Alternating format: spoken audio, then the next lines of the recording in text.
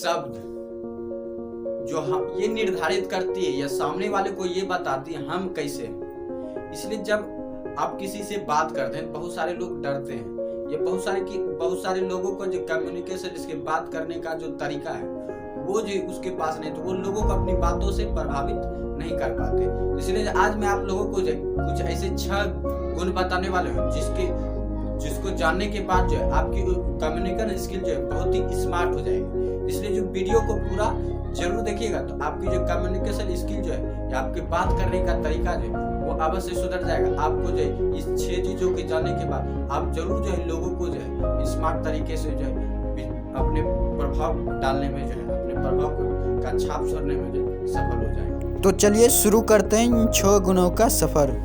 पहला, शब्द को ना ही तेजी से बोलें और ना ही धीरे धीरे बोलें, क्योंकि जो है यदि आप तेजी से बोलेंगे तो लोगों को समझ में ही नहीं आएगा कि आप क्या कहना चाह रहे हैं, और यदि आप धीरे धीरे बोलते हैं तो लोगों को जो है पता ही नहीं चलेगा, उसको जो है सुना ही नहीं देगा आपकी बात, तो जो है आपकी जो बात का जो छाप है उस पर नहीं पड़ेगा, आपके विचार का जो उस पर कोई असर नहीं पड़ेगा। इसलिए जो शब्दों को जो सीधे और स्पष्ट भाषा में अधिकतर लोग को जो उच्चारण ही नहीं आता, बहुत सारे लोग गलत ही उच्चारण करते हैं, तो ये भी एक प्रॉब्लम होता है शब्दों को तेजी से या किसी को धीरे धीरे बोलते। इसलिए जो सबसे पहला कारण है कि आप जो इस शब्द को ना ही तेजी से बोले और ना ही धीरे धीरे बोले, आप जो उसे स्पष्ट बोले।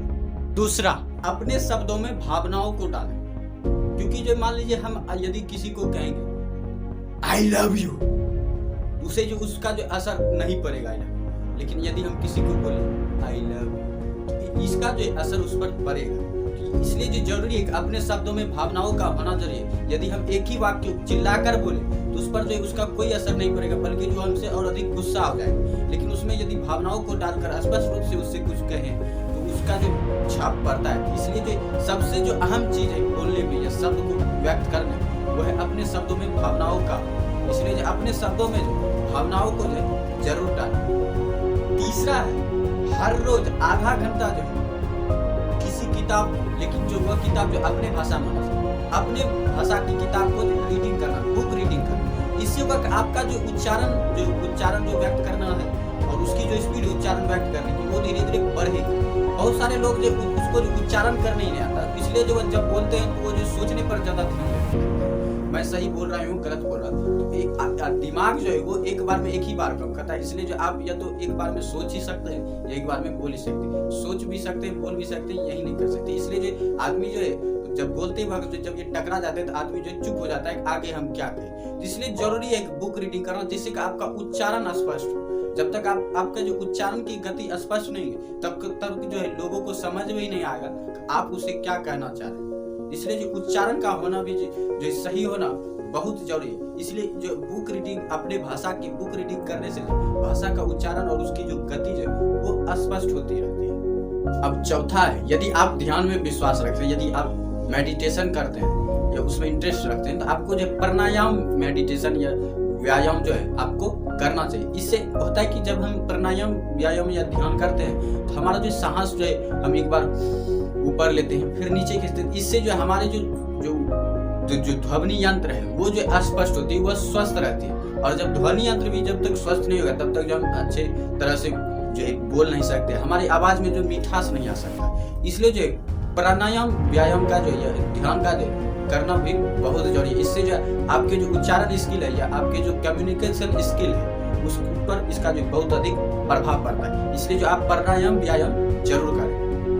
पांचवा है कि बोलते वक्त यदि आप किसी को कोई चीज समझाना चाहते बोलते वक्त जो भी खास चीज है खास पॉइंट है जिस पर आप अपनी व्याख्या देना चाहते हैं, अपनी कम्युनिकेटिव जो है एक्सप्लेनेशन देना चाहते हैं, वहाँ पर जो भी खास वर्ड है उस पर जो आप ज्यादा जोड़ें। इससे आपकी जो कम्युनिकेशन जो अट्रैक्शन है वो आपका बढ़ेगा। जैसे मान लीजिए हम किसी को आई लव यू कहना चाहते हैं तो वहाँ पर जो लव जो है इस पर यदि हम ज्यादा जोड़ दें इससे जो आई लव यू का जो उच्चारण जो गति है वो थोड़ा जो इमोशनल रूप में जो आगे बढ़ता है।